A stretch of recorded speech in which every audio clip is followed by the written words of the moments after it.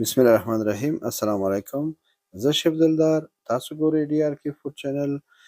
زما له طرفه تاسو ټولو لیدونکو ته روزه مبارک.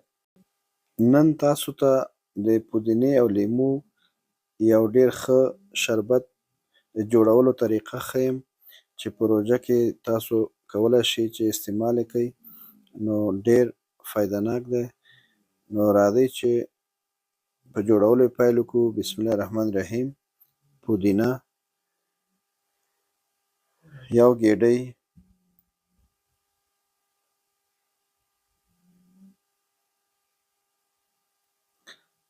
دا به مکسر کې واچوئ، او سپرایټ یا 7 اپ یا سوډا واټر دا به لږ واچوئ پکې تر څو چې ښه حل شي، او بعد د مکسولو نه دا به د جالۍ نه وباسئ. صرف اوبه به ترې واخلئ او دا کوم چې پاتې کېږي هغه به لرې کړئ.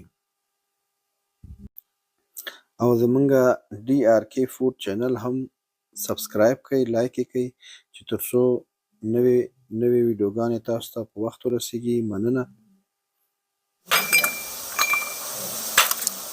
یخ یا واوره به خپل ضرورت مطابق واچوئ.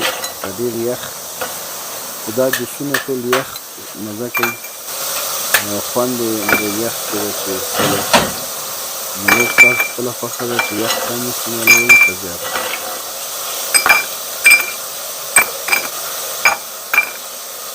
لیمو 3 قاشقې د غذا. تاسو کولی شئ چې زمونږ یوټیوب چینل ډي آر کې فوډ فالو کړئ. کوم ورونه چې بزنس کول غواړي د هغوی دپاره ډیر ښایسته ټیپونه موږ ورکوو چې خپل رسټورانټ کې د بزنس د خاطره بعضې شیان جوړ کړي چې هغه ښه بزنس وکړي. نو تاسو زمونږ چینل فالو کړئ تر څو تاسو یو ښه بزنس وکولی شئ.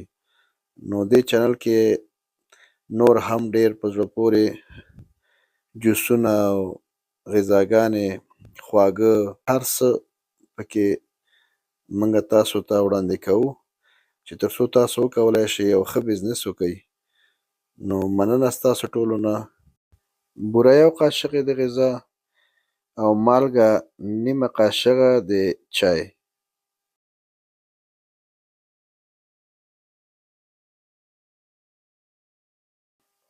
کومه پودینه چې موږ باستلې وه ماشین نه، که چېرته تاسو د معدې تکلیف لرئ نو پودینه دنه نور هم زیاته استعمالولی شئ. سپرایټ یا 7 اپ یا سوډا واټر دا 3 واړه تاسو د پودینې جوس کې استعمالولی شئ.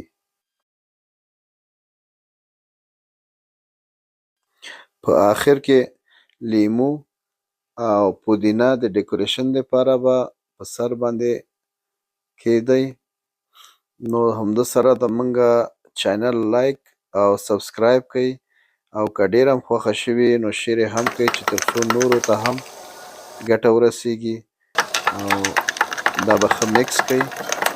زمونږ نننۍ ویډیو تیاره شوه او همده سره ما ته راکړئ اجازت، بیا به ګورو انشاءالله د یو نوي ریسیپي سره. ښه وخت ولرئ. مننه ستاسو د لیدو نه. د الله په امان.